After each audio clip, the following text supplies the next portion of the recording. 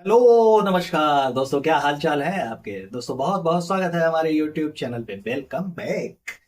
दोस्तों आज का वीडियो बनने वाला है मोटी आबा के नए ब्लॉग के ऊपर। जी हाँ, ब्लॉग्स तो उनके आते ही रहते हैं और हमारे काम बढ़ते रहते हैं। तो बहुत सारी ऐसी बकचोदियां भर भर के इन लोगों ने करी हुई है जो आप लोगों के झोले में तो समाने वाली है नहीं। तो इसे पेन ड्राइव में रख लीजिएगा। तो उन सारी बकचोदियों के बारे में एक एक करके बताऊंगा और उनके कमेंट सेक्शन का भी पोस्टमार्टम आज इसी वीडियो में होने वाला है। तो वीडियो को अंत तक जरूर देखिएगा। बने रहिए हमारे वीडियो में हमारे साथ। लेकिन अगर आप लोग चैनल पे नए हैं तो प्लीज सब्सक्राइब कर दीजिएगा। तो आइए वीडियो को शुरू करते हैं बिना किसी देरी के।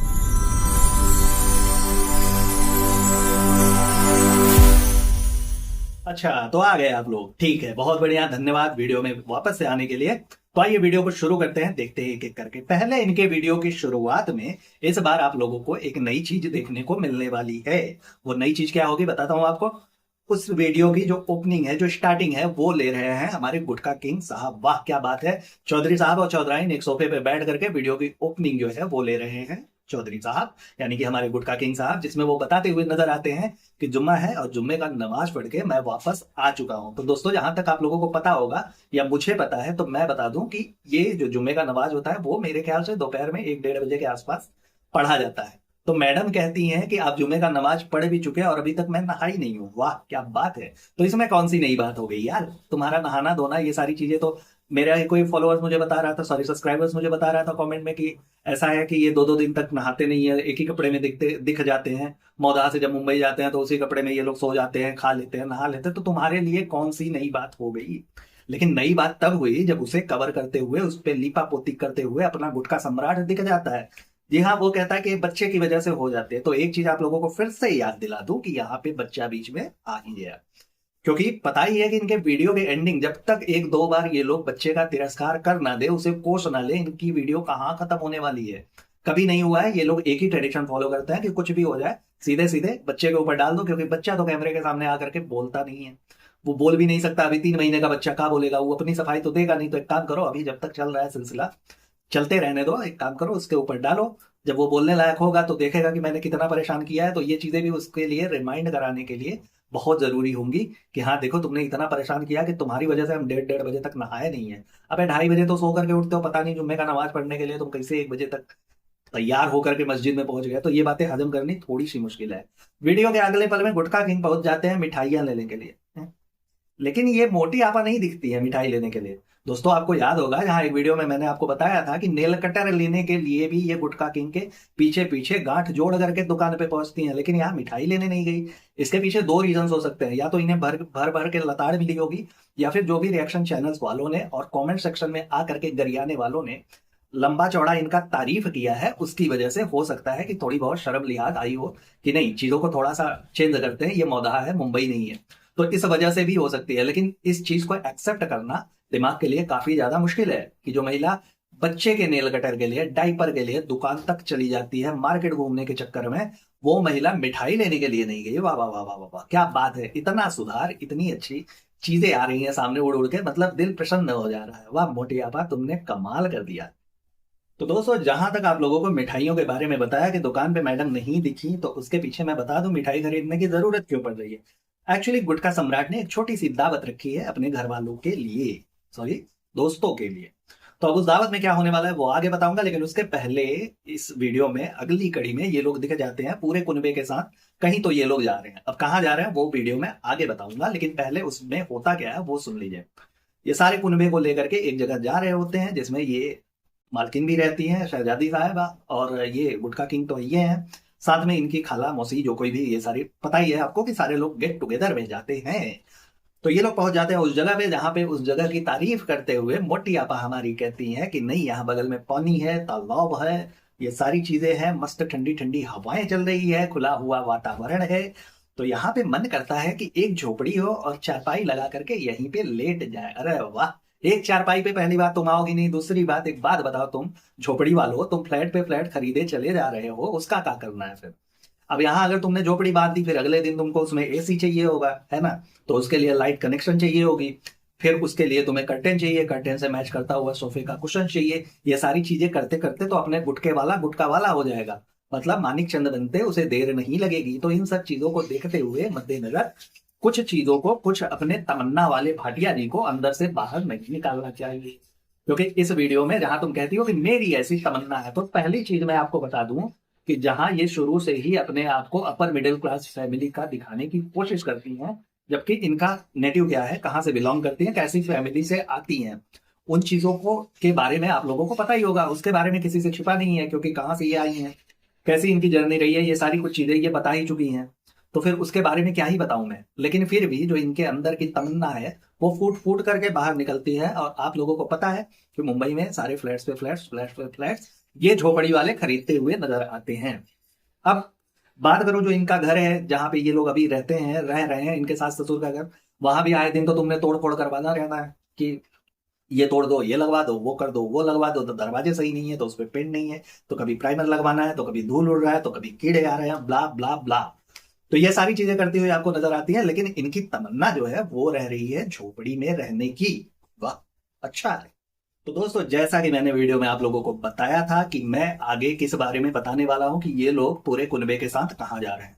एक्चुअली ये लोग जा रहे हैं किसी मजार पे। जैसे हम लोगों में, हम लोग कहीं जाते हैं दर्शन करने, तो इनके लिए क्या कहते हैं वो पता नहीं, लेकिन जा रहे हैं मजार पे, वहां पे मन्नत करने के लिए, ये सारी चीजें करने के लिए। तो उसी दौरान ये कहती हुई नजर आती हैं कि हाँ, आसपास में तालाब है और ये सारी चीजें हैं, तो जिससे मन करता है कि एक झोपड़ी बांध करके हम झोपड़ी वाले यहीं रह जाएं। चलो ठीक है, वो सारी चीजें। दोस्तों, मजार पे जाने के बाद, वहां पे मन्नत करने के बाद, वीडियो में आ करके ये कहती हुई नजर आती हैं कि हम यहाँ पे आए थे, हमने यहाँ पे मन्नत मांगी थी। वो भी कब, किसके लिए? हैदर के लिए। एक बात बताओ मुझे कि हैदर के लिए तुम्हें मन्नत मांगने के लिए वहां जानी पड़ी, ठीक है, अच्छी बात है। लेकिन वीडियो के अगले ही मोमेंट में ये कहती हुई नजर आती है कि लोग कहते हैं कि ये सब शिर्क है, मतलब मजारों पे आकर के मन्नतें नहीं मांगी जाती, ये सारी चीजें मतलब ऐसे तरह के बनाए गए हैं। तो ये उस पे सफाई देती हुई नजर आती हैं कि नहीं, मेरी नजर में ऐसा नहीं है, ये शिर्क नहीं है। क्योंकि ये लोग जो होते हैं वो अल्लाह के बहुत करीब होते हैं। तो ये लोग मतलब एक तरह से मीडिएटर होते हैं मेरे और अल्लाह के बीच। भाई एक बात बताओ, ईश्वर और भक्त के बीच का मीडिएटर कौन होता है? किसे कह सकते हो आप कि ये मीडिएटर है, ये मेरी बात उन तक पहुंचाएगा? ये तो मजार और ये पीर बाबा का वगैरह ये सारी चीजें आप लोग देखते हो ना। एक्चुअली मैं बताऊं, जैसे एक तरह से मॉन्क्स होते हैं, साधु होते हैं, संत होते हैं हम लोगों में, सनातन में, वैसे ही इनके अंदर जो मौलवी वगैरह ये लोग होते हैं जो भगवान की इबादत करते हैं, मतलब अल्लाह की इबादत करते हैं। तो उन सारे लोगों को अलग से जगह दी जाती है जो कब्रिस्तान में नहीं होती, कहीं किसी जगह पे, ऐसी जगह पे बनाया जाता है, उनकी कब्र लगाई जाती है, फिर उसे ही इस तरह से कहते हैं कि हाँ, ये मजार है, ये उन पीर बाबा का है, उनका है, ठीक है। वो सारी चीजें समझ में आती है। लेकिन वही चीज घूम फिर करके वापस आती है कि एक भक्त और भगवान के बीच में मीडिएटर क्या कर रहा है? जो इंसान, आखिर उन्होंने भी मनुष्य योनि में ही जन्म लिया था ना, जो पीर बाबा है, जो जिनका मजार बना हुआ है। तो एक बात बताइए मुझे, एक समय पे जब वो जीवित थे, जब थे इस दुनिया में, तो उन्होंने भगवान की इबादत की, मतलब अल्लाह की इबादत की, ये सारी चीजें करी। तो ईश्वर के करीब वो अपने लिए है ना भाई, कि वो मैसेंजर हो गए कि हम जाएंगे उनके कान में फूकें। कहीं आपने देखा है कोई संत कहता हुआ नजर आया आपको कि आओ मेरे कान में फूक दो, मैं भगवान तक पहुंचाऊंगा? नहीं होता भाई, ऐसा नहीं होता ना। भक्त और भगवान के बीच में मीडिएटर होता ही नहीं है, ठीक है। जो ये संत होते हैं, महात्मा होते हैं, पीर बाबा होते हैं, ये सारे लोग जो होते हैं ना, मौलवी वगैरह, ये सारे लोग मार्गदर्शक होते हैं हमारे। वो सीधा सीधा ये कहते हैं कि तुम्हें भगवान, तुम्हारे भगवान को, तुम्हारे अल्लाह को, तुम्हारे जीसस को तुम प्राप्त कर पाओ, उसके लिए मैं तुम्हारा मार्गदर्शन कर सकता हूं। तुम किस रास्ते पे चलो, क्या उचित है, क्या अनुचित है, उन सारी चीजों का, उन सारे अवधारणाओं का वो पालन करवाते हैं। ना कि वो मीडिएटर, ऐसे मीडिएटर होते हैं कि नहीं, मैं पोस्टमैन हूं, तुम आओ मेरे तक चिट्ठी दो तो फिर मैं ले जा करके वहां पे पहुंचा दूंगा। अबे ऐसा कहाँ होता है यार। एक चीज, शरीर को छोड़ने के बाद ना इंसान या तो मोक्ष को प्राप्त कर जाता है, या फिर से किसी योनि में जन्म लेता है। ऐसा लिखा गया है, ऐसा बताया गया है, ऐसा पढ़ाया गया है। तो एक बात बताओ मुझे, या तो वो ईश्वर में, अल्लाह में समाहित हो चुके हैं, सीधी सी बात है। अगर दुनिया से चले गए हैं, उनकी शरीर चली गई, यहां से मृतक हो गए, तो फिर उसके बाद या तो उनमें समाहित हो गए, या फिर उन्होंने पुनर्जन्म लिया है। अगर उनके कुछ अवशेष रह गए, कुछ कर्मों के फल बाकी है, तो उन्होंने फिर से जन्म लिया हुआ है। तो वो तुम्हारे मीडिएटर कैसे हो सकते हैं? ये भ्रांतियां कहाँ फैला रही हो तुम बेवजह का, कि तुम्हारी नजर में ये शिर्क नहीं है, ये चीज सोच कर। अबे तुम्हारे सोचने से क्या होता है, तुम्हारी नजरों से क्या होता है? मुझे एक बात बताओ, ये सारी चीज अगर तुम्हारे नजर में, मैं कहूं कि मेरी नजर में कोई चीज ऐसी है जो पवित्र है, बाकी पूरी दुनिया उसे अपवित्र मानती है, या फिर लिखा गया है कि वो अपवित्र है, तो भाई मैं उसे बिहाइंड द कैमरा कर लूं ना, कैमरे में आकर के ढोल पीटने की क्या जरूरत है? अपने ही समुदाय के लोगों को गुमराह करने की क्या जरूरत है?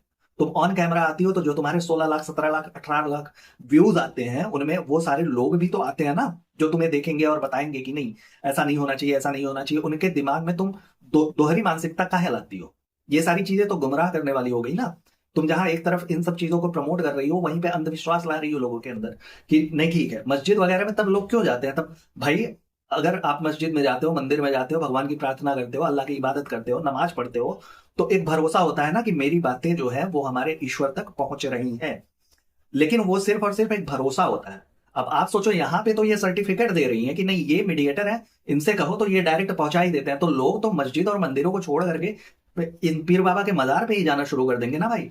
क्योंकि वहां तो श्योरिटी है कि उनको अगर मैं कोई बात अपनी कह रहा हूं तो वो पहुंचा देंगे। और यहाँ जहां हम मंदिर और मस्जिद में जाते हैं, प्रार्थना और इबादत करते हैं, वहां श्योरिटी तो है नहीं। ईश्वर तो एक अपनी अनुभूति है ना, जो कि आंतरिक मन से हम लोगों को लगता है कि नहीं हमारे साथ कोई तो दैविक शक्ति है जो हमारे साथ साथ चल रही है, हमें प्रोटेक्ट कर रही है, हमें उचित गाइडेंस दे रही है। लेकिन यहाँ उन सब चीजों के मायने ही बदल दिए जा रहे हैं। अब यहाँ पे इनको कहने का मतलब कि ये कह रही है कि हमारे बुजुर्गों ने कहा था कि वहां जाओ, वहां पे मत्था टेको, उस मजार पे चले जाओ। इसमें बुजुर्गों ने बहुत सारी चीजें कही होंगी, क्या हर चीजों को तुम मानती हो? क्या तुमने खुद का आकलन किया उन सब चीजों में के बारे में? कुछ चीजें मैं बता दूं आप लोगों को कि बुजुर्गों ने तो लव मैरिज के खिलाफ भी बहुत सारी चीजें कही हुई हैं पहले से ही, जो लोग अपने से खुद से शादियां कर लेते हैं। बुजुर्गों ने ये तक भी कहा होगा, या फिर नहीं कहा होगा तो इसी वजह से नहीं कहा होगा कि ये सारी चीजें गलत है जो तुमने किया हुआ है। भाई किसी के घर पे जाकर के उसे धमकी दे करके जबरदस्ती शादी करवाना ये भी गलत है। ये बात तुमने बुजुर्गों की नहीं मानी। घर जमाई रखना गलत चीज है, तुम घर जमाई रखी हुई हो गुटखा किंग को, वो चीजें तुम्हें गलत नहीं लगी। ये सारी चीजें जो एक्चुअल में गलत है, उन सब चीजों वो सारी चीजें तुम्हारे लिए शिर्क नहीं, शिर्क है। और जो चीजें एक्चुअल में तुम्हारे ही कम्युनिटी के लोग, बहुत सारे लोग जो विद्वान हैं, पढ़े लिखे हैं, जो थोड़ी बहुत जानकारियां रखते हैं इन सब चीजों के बारे में, वो कह रहे हैं कि ये शिर्क है, तो तुम्हारी नजर में वो चीजें नहीं है। वाह, गजब की मानसिकता है तुम्हारी। अब तुम्हारे ही कमेंट बॉक्स की मैं बात करूं तो भर भर के जो बुद्धिमान लोग हैं, जो जानते हैं एक्चुअल में इस्लाम को, वो ऐसे भर भर के तुम्हें गंदी गंदी चीजें बता रहे हैं। मतलब गंदी चीजों का मतलब कि तुम्हारे लिए गंदे गंदे शब्दों का प्रयोग कर रहे हैं, उचित उचित चीजें तुम्हें बता रहे हैं, तो उनको तुम क्या कहोगे? फिर लताड़ना शुरू करोगे या फिर वो कमा रहे हैं? अब भाई यहाँ अगर सारे लोग मिलजुल करके, अगर आप ही सोचिए कि मैं कोई बात कह रहा हूं और 100-200 लोग आकर के एक साथ मुझे कहना शुरू करें कि नहीं भाई यहाँ पे गलत है, यहाँ पे ये चीजें ऐसी होनी चाहिए, वो वैसी होनी चाहिए, तो मुझे आत्ममंथन की जरूरत होती है कि मैं अपना खुद का आकलन करूं कि कहाँ पे मैं सही हूं, कहाँ पे गलत हूं। क्योंकि 100 लोग अगर बोल रहे हैं, मैं मान सकता हूं कि उसमें से 25 ऐसे होंगे जो निराशावादी होंगे, जिन्हें मैं पसंद नहीं होगा, तो मेरे अगेंस्ट कुछ भी बोल सकते हैं। लेकिन 100 के 100 लोग दोस्तों गलत नहीं हो सकते ना। और सारे जबकि एक ही कम्युनिटी के, अगर आप कहिए कि कोई अगर हिंदू धर्म से बिलोंग करता और आकर के इनके कमेंट में ये चीजें कहता, तब आप कह सकते थे कि नहीं ठीक है, विरोधाभास चलती है हिंदू और मुस्लिम में, एक दूसरे के समुदाय में ये सारी चीजें चलती हैं, तो कह सकते थे। लेकिन तुम्हारे ही धर्म के जो लोग आकर के कह रहे हैं कि नहीं ये चीजें गलत है, तो मतलब गलत है, तो फिर उन चीजों को कैसे तुम डिफेंड कर रही हो कि मेरी नजर में ये शिर्क नहीं है? वाह, क्या बात है। तुम्हारी नजर मतलब सबसे ऊपर हो गई, बाकी सारी चीजें सीधी सी बात है। इस प्रसंग में एक सीधी सी बात है, तुम मानते हो, तुम अंधविश्वास को मानते हो, इन सब चीजों को मानते हो, ठीक है, उसे किसी भी तरह से इस्लाम का नाम ना दो और सीधी सीधे उसे कैमरे पे दिखाने की बजाय खुद जाओ, मत्था टेको, चले आओ। उस चीज के बारे में किसी को बताने की जरूरत नहीं है, लोगों के मन में भ्रांतियां फैलाने की जरूरत नहीं है। नहीं तो एक समय आएगा लोग मस्जिद पे जाने की बजाय मजार पे जाना शुरू कर देंगे कि वहीं से सारी चीजें हो जाएंगी, मस्जिद में जाने की जरूरत नहीं है। हमारे पास एक अल्लाह के हैं मीडिएटर, जो कि हमारी बात उनसे करा सकते हैं, उन तक पहुंच सकते हैं। और तुम्हारी इसी मानसिकता की वजह से ना बहुत सारे, सभी धर्मों में बहुत सारे लोग जो तुम्हारे ऐसे मानसिकता के हैं, बहुत सारे लोग भ्रांतियां फैलाती हैं, जिसकी वजह से आज बहुत सारे संघर्ष चल रहे हैं दुनिया में, सिर्फ इसी वजह से कि लोगों का रॉन्ग नंबर लग रहा है। तो ये रॉन्ग नंबर ना लगाओ, ठीक है। ये सारी चीजें भ्रांतियां फैलाने वाली चीजें हैं, इन्हें कैमरे में दिखाने की जरूरत नहीं थी। दोस्तों अब वीडियो के अगले ही पल में ये कहती हुई नजर आती हैं कि हमने यहाँ पे दुआ मांगी थी, मन्नत ली थी, जिसकी वजह से बेबी गुड को दुनिया में आया, और हमने आप लोगों के लिए, मतलब ऑडियंस के लिए भी हम लोगों ने मन्नत रखी, दुआएं मांगी। तो जिनके पास अभी बच्चे नहीं है, खुशियां नहीं है, उनके पास भी जल्द ही चीजें आ जाएंगी, खुशियां आ जाएंगी। पहली बात, एक बात मैं यहाँ पे तुमको रिमाइंड करा दूं मोटी आपा, कि सबकी लाइफ सिर्फ बच्चों की वजह से नहीं रुकी हुई है, सबकी फैमिली प्लानिंग अलग अलग होती है। किसी कोई तो अभी प्लानिंग नहीं कर रहा है, किसी को किसी न किसी कारण से अभी नहीं हो रहा है। तो बहुत सारी चीजें हैं दुनिया में जो दुआओं से, सिर्फ दुआओं से पूरी नहीं होती, उसके लिए और भी चीजें होती हैं। ये दो लोगों का प्रोसेस होता है, तो दो लोगों को साथ में इसके लिए कमिटमेंट करना होता है। लोग अपने इस प्रक्रिया को आगे बढ़ाते हैं जिसके थ्रू बच्चे होते हैं, सिर्फ दुआओं से नहीं होती। और एक बात बताओ मुझे, तुम सबको अगर ऐसे ही खुशियां पंजीरी की तरह बांटती रहोगी तो एक समय ऐसा भी आएगा ना कि लोगों के पास सिर्फ खुशियां ही होंगी, बाकी करने के लिए कुछ नहीं होगा। अब आप सोचिए, जिनकी नई नई शादी हुई है और अभी उन्होंने फैमिली प्लानिंग नहीं करी है कि नहीं 1-2 साल हम सेटल हो जाएंगे, थोड़ी बहुत हमारे पास इनकम हो जाए अच्छी सी, हम ठीक से अच्छे से बच्चे की देखभाल कर सकेंगे, फिर हम प्लानिंग करेंगे, वहां भी तुम खुशियां बांटती हुई नजर आती हो। और लोगों में ये चीजें तुम फैला रही हो कि सिर्फ और सिर्फ दुआओं से सारी चीजें हो जाती हैं। भाई तुमने वीडियो में भी कहा है, उस तथ्य पे बोल रहा हूँ कि तुम अगर दुआओं में ही ये सारी चीजें हो जाती हैं तो फिर ये महंगे महंगे हॉस्पिटल खोलने की क्या जरूरत थी? लोग एमबीबीएस एमडी बन करके अस्पताल खोल करके अच्छे अच्छे सरकारी अस्पतालों में जा करके ये सारी चीजें करवाने की क्या जरूरत है? तो यहाँ पे तुम्हें जरूरत है मुद्दे की बात बताने की। अब मुद्दे की बात ये है, मैं आप लोगों को बता दूं कि ये बंदी कभी नहीं बताएगी कि इसके खुद के बच्चे, मतलब इसका खुद का बच्चा आईवीएफ से हुआ है। ये चीजें कब बताओगे तुम? भाई तो तुम्हें इस तरह से कहना चाहिए ना कि पति पत्नी दोनों, अगर जो लोग अब चाहते हैं कि हम फैमिली प्लानिंग कर रहे हैं, हमें बच्चा हो जाए या किसी वजह से नहीं हो रहा है, तो वो जा करके प्रॉपर उसके लिए ट्रीटमेंट लें, देखें कि उनके अंदर क्या कमी रह गई है, क्योंकि आजकल के खान पान से और डेली रूटीन की वजह से बहुत सारी कॉम्प्लिकेशंस ऐसी हो जाती है जिसकी वजह से बच्चे नहीं होते। तो इसका मतलब ये नहीं है कि तुम जा करके दुआएं करना शुरू करो, बाकी सारी चीजें छोड़ दो। भाई तुम्हारे अंदर जिन न्यूट्रिशंस की कमी है वो दुआओं से पूरी नहीं होगी ना। उसके लिए तुम्हें अच्छे से सोना होगा, अच्छे से खाना होगा, माइंड को फ्रेश रखना होगा, स्ट्रेस फ्री रहना होगा। ये सारी चीजें हैं जो इसमें आप लोगों को सपोर्ट करती है, हमें आपको सपोर्ट करती है। और जो जब इन कमियों को भी नहीं पूरी की जा सकती तो उसे लाने के लिए मतलब फिर हरकत में लाई जाती है आईवीएफ नाम की ट्रीटमेंट, जो कि ये मोटियापा करवा चुकी हैं, जिनका बेबी गुड को इसी के प्रोसेस से आया है। और यहाँ पे लोगों को सिर्फ ये कहना कि दुआओं में दुआओं में दुआओं में। भाई ये जो दुआओं वाला नाटक तुम करती हो ना, ये सारी के सारे नाटक तुम करती हो सिंपैथी गेन करने के लिए, ऑडियंस को अपनी तरफ अट्रैक्ट करने के लिए, अपने सब्सक्राइबर्स बढ़ाने के लिए। उन्हें सही इन्फॉर्मेशन की जरूरत है, ना कि तुम्हारे ड्रामे की, तुम्हारी बकचोदियों की। ठीक है? तो ये दुआ दुआ वाला खेल जो है ना, वो ठीक है, होना चाहिए, लोग करते हैं, इबादत करते हैं, प्रार्थना करते हैं, भगवान की स्तुति स्तुति करते हैं, नमाज पढ़ते हैं, सब कुछ अपनी जगह पे ठीक है। अध्यात्म से जुड़ना बहुत अच्छी चीज है, सबको होना चाहिए, क्योंकि सबको भरोसा होता है कि जहां मैं डगमगाऊंगा एक आध्यात्मिक शक्ति है जो मुझे संभाल लेगी, वो अपनी जगह पे है। लेकिन उसके लिए कोई भी, अब तुम सोचो दोस्तों की पति पत्नी एक साथ ना रहते हो, ठीक है, किसी औरत का या किसी पुरुष का फिजिकल रिलेशन ना हो, और फिर भी वो सिर्फ दुआ मांगे कि मुझे बच्चे हो जाए, पॉसिबल है? हो सकता है? नहीं ना। दो लोगों के प्रोसेस होते हैं, ये प्रोसेस होता है जिसमें दो लोग इन्वॉल्व होते हैं।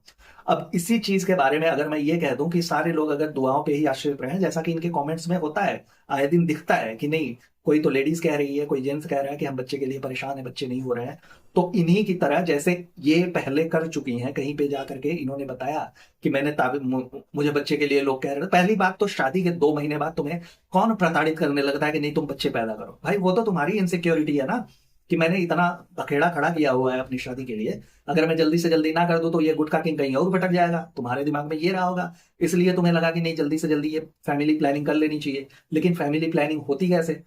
रोग का गोदाम तो तुम बनी पड़ी हो, तुम्हें पीसीओडी है, तुम्हें थायराइड है, तुम्हें पता नहीं क्या क्या है, तो कंसीव करना तुम्हारे लिए तो मुश्किल है। तो फिर 2 महीने में तुम्हें कौन प्रताड़ित करने लगा? फिर तुम किसी वीडियो में ये कहती हुई नजर आ जाती हो कि मैं वहां पे गई, वो मौलवी साहब ने मुझे एक ताबीज दी जिसकी वजह से आज हैदर दुनिया में आया, आप लोगों की दुआओं की वजह से हैदर दुनिया में आया। अबे यार थोड़ा सा क्रेडिट वो आईवीएफ वालों को भी दे दो, जो टेक्नोलॉजी इतनी इंप्रूव हुई है भारत में, चीजें इतनी सुगम हो गई हैं आजकल, उन सब चीजों को भी थोड़ी क्रेडिट तो देनी चाहिए ना। सब कुछ तो वहीं से है। तुम्हें तो बताने तक में शर्म आ रहा है, जहां क्योंकि तुम्हें लगता है कि तुम्हारे यहाँ ये सब चीजें जो आईवीएफ वाला सिस्टम होता है, ये सारी चीजें हराम है या फिर ऐसा तुम मानती होगी, तो इसीलिए लोगों से छुपा करके रखा है। वहां तुम्हारी भौजाई तो छाती पीट करके सबको बता दी कि नहीं आईवीएफ से हुआ है, ये सारी चीजें हैं, लेकिन तुम बताने में कतरा रही हो, मतलब कुछ तो है। और रही बात ये कि वहां से ताबीज बनाया जिसकी वजह से हैदर दुनिया में आया, तो भाई तुम जैसे कुछ लोगों, कुछ चुनिंदा लोगों की वजह से दुनिया का संतुलन इतना बिगड़ा हुआ है ना कि क्या ही बताया जाए। तुम बताओ कि जो लोग डेस्पिरेट हैं बच्चे के लिए, जिनको लगता है, और तुम्हें फॉलो करते हैं, वो लोग तुम्हें देखते हैं, तो फिर तो उन्हें यही लगेगा ना कि नहीं मौलवी साहब के पास चले जाओ, वो ताबीज देंगे, फलानुआ के पास चले जाओ, वो गोलगप्पा खिला देगा जिससे बच्चा पैदा होगा, उसके पास चले जाओ, वो दही भल्ले अच्छा खिलाता है जिसमें कुछ तो जड़ी बूटी डालता है, बच्चे पैदा हो जाएंगे। अबे यार इन भ्रांतियों के चक्कर में ना औरतों के कितने शोषण होते हैं तुम अंदाजा भी नहीं लगा सकती, क्योंकि तुम तो बड़े लोग हो चुके हो, अब तुम्हारे पास पैसे हैं, तुम्हारे लिए चीजें बड़ी आसानी से हो जाती हैं। तुम आईवीएफ करा सकते हो जिसके खर्चे इतने ज्यादा होते हैं, लेकिन उनके बारे में सोचो कि जो डेस्पिरेट हैं, जो सच में चाहते हैं एक्चुअल में, उनकी शादी को 4 साल 5 साल 8 साल 10 साल हो चुके हैं और बच्चे नहीं हो रहे हैं, वो तो यही सोचेंगे ना कि सबसे अच्छा रास्ता यही है, चले जाओ मौलवी साहब के पास, वहां से एक ताबीज बनवा लो, फिर उसके बाद बच्चे हो जाएंगे। तुमने कभी सोचा है ऐसे जो मौलवी होते हैं, ऐसे जो पखंडी बाबा होते हैं, ये सारे लोग जो एक्चुअल में धर्म से नहीं जुड़े होते हैं, लेकिन इन सब का आड़ लेकर के कुछ ना कुछ ऐसी क्रियाएं करते रहते हैं, वो कैसे कैसे शोषण करते हैं आपको पता है? कभी तो कोई किसी चीज में देख लो, जो कहीं न्यूज अगर तुमने सुना होगा तो तुम्हें पता ही होगा कि ये बन के मौलवी बन के उसने बोला कि पहले हमारे साथ रहो कुछ दिन के लिए, उसके बाद पति के साथ जाना, तुम्हारे ये दोष दूर हो जाएंगे, ऐसे हो जाएगा वैसे हो जाएगा। तो कोई ऐसे ही चोला पहन करके भी ये चीजें कहते हुए नजर आता है। तो तुम जैसे लोगों की अंधविश्वास फैलाने की वजह से लोगों का शोषण होना बहुत ज्यादा बढ़ गया है, ठीक है? और ये चीजें वही महसूस करती हैं जिनके पास पैसे नहीं है, जो इन चीजों की विक्टिम है। तो जो सही चीजें हैं, जो सही मार्गदर्शन है, वो लोगों के बीच में लाओ कि नहीं, ऐसा नहीं है, सिर्फ इन्हीं चीजों से नहीं होता। और अंधविश्वास तो बिल्कुल ना लाओ, जो कि तुम्हारी इस वीडियो में तुम्हारे बोले गए सारे तत्वों का एक एकमात्र निचोड़ है कि तुम सिर्फ और सिर्फ अंधविश्वास फैला रही हो, लोगों को जबरदस्ती ये मानने पे यकीन कर रही हो कि जो मैं सोचती हूँ, जो मैं कहती हूँ, वो यथार्थ सत्य है, जबकि सबसे बड़ी झूठी तुम हो। तो दोस्तों वीडियो के अगले पड़ाव पे चलते हैं। जी हाँ, अगले पड़ाव पे कुछ यूं नजर आता है हमें और आपको कि जहाँ खाना बन रहा होता है, जो ये दाने दाने में केसर का दम ने एक छोटी सी दावत रखी है, आप लोगों को बता चुका हूं। तो उसका जहाँ खाना बन रहा होता है, वहां ये संजीव कपूर की नानी पहुंच जाती है। जी हाँ, इन्हें देखना होता है कि खाना कैसे बन रहा है, क्या डाल रहे हैं क्या नहीं डाल रहे हैं, पुदीना सही से पड़ा है कि नहीं, नमक में कहीं काला मिर्च सौंठ वगैरह मिला करके तो नहीं डाल रहे हैं, सारे इंग्रेडिएंट सही है कि नहीं, सामान आ चुका है। अबे मेरी चौधरी की नानी, तुम एक बात बताओ कि तुम्हें अपने किचन में तो तुमसे खाना बनता है नहीं, और वहां तुम जा करके लोगों को ये डिंगे मार रही हो कि ऐसे वैसे ये है वो है, और फर्स्ट क्लास वहां पे कुर्सी रख करके दोनों लोग बैठ जाती हो। एक चीज बताओ, जहां तुम नामहरम पे इतना ज्ञान पेल रही थी पहले के वीडियोज में, वो चीजें अब तुम्हारे दिमाग में नहीं आई कि इतने सारे लोग हैं, हम जा करके वहां चौधराइन बन करके बैठे हुए हैं। तुम्हारी सास बिना पल्लू के बाहर नहीं निकलती, इस उम्र में भी वो अभी तक यहाँ पे नहीं दिखी वीडियो में कि वो आई हो, लेकिन तुम्हारी ये पैतरेबाजी खत्म ही नहीं होती है। तुम एक जगह से दूसरी जगह फुदकने की कोशिश करती हो, पता नहीं तुम्हारे पंख होते तो तुम क्या करती फुर फुर। तो ये सारी चीजें दिमाग में आती है कि जहां तुम जिन चीजों पे ज्ञान पेल चुकी हो पहले ही, तो उन चीजों को अब समेटने की बारी है, तो उस पर थोड़ा सा फोकस करो, ठीक? और दूसरी चीज, वीडियो में एक मोमेंट ऐसा आता है जहां इनके सास और ससुर नीचे जमीन पे बैठकर, मतलब दस्तरखाने पे वहां भोजन कर रहे होते हैं, और ये महारानी चौकी चढ़ के ऊपर मस्त बेड पे बैठी हुई नजर आती है। भैया क्या संस्कार है ये, है? मतलब हमने तो कभी ऐसा नहीं देखा कि सास ससुर अगर जमीन पे बैठ के खा रहे हैं तो बहू सिंहासन चढ़ के ऊपर, वो भी बेड पे, कुर्सी वगैरह चलो तुम्हारा वजन देख करके लोग एक बार रियायत कर देंगे कि कुर्सी वगैरह पे बैठ गई होगी, बट यहाँ बेड पे, वाह शाबाश, अच्छी चीज है। मतलब ये कि पैसे वाली बहू अगर है तो उसके बाद उसके नखरे 100 नखरे बर्दाश्त करने पड़ेंगे। तुम यही लोगों को जताने की कोशिश कर रही हो, और यहाँ दाने दाने में केसर का दम, उसके तो खर्चे ही तुमसे चल रहे हैं, तो फिर वो भी नहीं बोल सकता, क्योंकि हराम की कमाई हजम करना है तो उसके लिए बहुत सारी जिल्लत सहनी पड़ती है। तो ये सारी जिल्लत सहनी पड़ेंगी ना उसे, कि उसके माँ बाप जमीन पे बैठ के खाना खा रहे हैं, तुम बैठ करके ऊपर एकदम मस्त अपना वो पुलिंदा बांध रही हो, ऐसे वैसे। हालांकि तुम इसके पहले कुछ वीडियोस में ये कहती हुई नजर आती थी कि लोगों के सामने मुझे कैमरे में आने में शर्म आती है, लेकिन यहाँ तुम्हारी लाश शर्म हया सब एकदम चली गई, नदी में बह गई, क्या हुआ क्या नहीं हुआ। उसके बाद जहाँ ये चीजें हो रही होती हैं, वही अगले पल वीडियो में ये देखने को मिलता है हमें और आपको कि ये, मतलब ये जो मोटी आपा है वो अब जा रही हैं अपने खाला के घर, मतलब दासी खाला के घर ये रात में रुकेंगी, क्योंकि इनके घर पे बहुत सारे कीड़े उड़ते हैं, जिसकी वजह से ये लोग सो नहीं पाते हैं। यहाँ देखिए एक स्वाद तो गुटखा किंग का भी है कि जब ये लोग मौदाहा में आते हैं तो उसे कुछ टाइम तो चाहिए ना अपने दोस्तों के साथ स्पेंड करने के लिए, घूमने टहलने के लिए, तफरेबाजी करने के लिए, ये सारी चीजों के लिए। तो फिर जब रात को वो देर से आता होगा तो ये मैडम उसके ऊपर चढ़ जाती होंगी, तो उनसे जान बचाने के लिए ये बोलता होगा कि ऐसा है कि तुम वहीं रह जाओ, तुम वहां रहोगी तो मैं एकदम आराम से फ्रीली रह सकता हूँ। तो यहाँ पे बहाने बन रहे हैं कीड़े की। हालांकि कीड़े दिखते हैं गाँव में, बारिश के मौसम में कीड़े वगैरह आ जाते हैं, स्वाभाविक सी चीज है, लेकिन क्या लोग गाँव छोड़ करके भाग जाते हैं कीड़ों के डर से? ऐसा तो नहीं होता ना। और जहां तुम फ्रॉम डे वन कुछ ना कुछ तोड़ फोड़ करवा रही हो, ये करवाएंगे वो करवाएंगे, कुछ सांस लगवाएंगे, कर्टेन लगेगा, ऐसे होगा वैसे होगा, दावत देंगे, ये वो फलाना ढिमकाना, सारी चीजें चल रही होती है, वहां तुम्हें इतना दिमाग में नहीं आया कि एक छोटी सी चीज होती है मच्छरदानी जिसे कहते हैं, वो लगा लिया जाए तो सारी झंझट खत्म हो जाएगी। और तुम दोनों स्वार्थी पति पत्नी पपीते के बीच तुम लोगों ने ये तक नहीं सोचा कि हम लोग सिर्फ अपने बारे में सोच रहे हैं, जबकि सास ससुर यानी कि गुटखा किंग के मम्मी पापा, वो लोग इन कीड़ों के बीच में कैसे सोते होंगे, उन्हें तुम लोगों ने एक बार भी नहीं दिखाया। कि नहीं, या फिर उन्होंने अपनी व्यवस्था कर रखी है। अगर उन्होंने कर रखी है तो वो व्यवस्थाएं तुम्हारे लिए भी हो सकती है ना, लेकिन नहीं, तुम्हें एक जगह से दूसरी जगह फुदकने की आदत पड़ चुकी है। तुम बिना दासी खाला के या बिना किसी अपनी दासी को साथ में रखे सो नहीं सकती, तुम नहीं रह पाती हो। ये चीजें हैं। पहले वहां वो छोटी वाली मोटी होती थी और तुम्हारी दासी खाला होती थी, तो अब भी तुम्हें आदत पड़ चुकी है, तो वहीं पे जाना है। तो ये सारी चीजें, ये सारे प्रपंच करती हुई नजर आती हैं। उसके बाद बात आती है दावत की। दावत की बात करूं तो जहां दावत में जो इसके दोस्त रिश्तेदार जो कोई भी रहते हैं, सारे लोग जमा रहते हैं, वहां पे सिलसिला शुरू हो जाता है भीख मांगने का। जी हाँ दोस्तों, आप लोगों को पता ही है कि अगर कोई मेरे घर पे पहली बार आ रहा है तो फिर वो, भाई अगर उसके यहाँ ऐसा रिवाज है तो वो कुछ ना कुछ पैसे छोटे बच्चे को दे जाता है। लेकिन यहाँ परंपरा देने की नहीं, मांगने की है। भाई तूने मेरे बेटे को पैसे नहीं दिया, तुमने मेरे बेटे को पैसे नहीं दिया। और उतना ही नहीं, बकायदा उसके सामने यूपीआई का बारकोड खोल के भी रख दिया जाता है कि नहीं, कैश नहीं है, कोई बात नहीं, हमारे पास सब कुछ अवेलेबल है। We accept all cards including UPI transaction. ये सारी चीजें इनके यहाँ चलती है। तो यूपीआई से भी ट्रांसफर करवा लेता है। भाई इतना बिखरपन कहाँ से लाता है यार तू? मतलब दिमाग की दाद देनी पड़ेगी कि नहीं। जैसे पहले होता था ना कि कुछ ना कुछ दिखा करके, जंबूरे को दिखा करके, नाग नागिन को दिखा करके, ये सारी चीजें दिखा करके, मदारी वाला प्रपंच कर करके लोग पैसे ले लेते थे। हालांकि उसमें मदारी से उसमें भी मेहनत लगती थी, लेकिन यहाँ अब आगे बच्चे को बैठा दिया, उसके बाद वसूली चालू। नहीं नहीं नहीं, तुम लाओ तुम लाओ तुम लाओ तुम लाओ। और नहीं है, कोई बात नहीं, हमारे पास यूपीआई की फैसिलिटीज है, हम बार कोड आगे कर देंगे, आप लोग उसमें ट्रांजेक्शन कर दीजिएगा। भाई गजब की मानसिकता है। अब अगर तेरी ही बात करूं, जैसे तू ये भीख मांगना तूने शुरू किया है, तू जब किसी के घर पे जाता है तो उससे लोग ऐसे ही मांगते हैं। दिल्ली में जब तू गया था अपने दोस्त के घर पे, हमने बताया था कि नहीं, कुछ तो देना चाहिए था तुम्हें, तुम लोगों ने सिर्फ पटोरा है जाकर के वहां पे। तुमसे उन लोगों ने ऐसे पैर फैला लिए थे कि नहीं, अगर दोगे नहीं तो कुंडी नहीं खोलेंगे भैया, बाहर नहीं जाना पड़ेगा, 1 नंबर 2 नंबर के वादे करवा देंगे तुम्हारे। हुआ था? नहीं, ऐसा नहीं होता है। तो ये जो बिखरपन तुम लोगों ने मचाई हुई है ना, ऐसा कोई नहीं करता है, ठीक है। ये दलील करना होता है एक तरह से कि अगर अगले के पास पैसे नहीं है तो वो तुम्हारे सामने बेइज्जत हो जाएगा। और बाद में तुम इसे अगर हंसी मजाक का नाम दे देते हो कि नहीं मेरे दोस्त है, मैं हंसी मजाक करता हूँ, तो भाई बहुत ही भद्दा और फूहड़ मजाक है। इसे मजाक नहीं कहा जाता, इसे लोगों को दलील करना कहा जाता है। तुम कहीं जाते हो तो तुम्हें लगता है कि नहीं, जो तुम कर रहे हो वो सही है, ठीक है, तुम नहीं देते हो। तुम किसी को, बच्चे को कैडबरी में निपटा देते हो, किसी को कुछ, और यहाँ पे तुमने भीख मांगने का एक नया जरिया यूपीआई खोल रखा है, तुम्हारे पास पेटीएम है, ये है वो है, सारी चीजें हैं। प्रमोशन करके तुम अलग पैसे कमा रहे हो। मतलब सारे तरीके से अगर कुछ ना हो तो ठीक है, बच्चे को आगे बैठाया। और खाने के पैसे तो यार जो तुमने दावत दी है वो सारी तुमने अपने दोस्तों से कवर करा ली। तो फिर काहे की दावत, काहे का कुछ, सब कुछ तो तुम्हारा बिजनेस माइंड के थ्रू चल रहा है कि नहीं, यहाँ से जा रहे हैं तो यहाँ से आएंगे। तो ये सारी चीजें जो नई नई प्रक्रिया है भीख मांगने की, वो तुमसे सीखने लायक है। भाई अंधविश्वास तुमने दिखा दिया, भीख की भी प्रक्रिया तुम लोगों ने दिखाई दी। तो ये सारी चीजें देख करके दिमाग में नए नए आइडियाज आते हैं।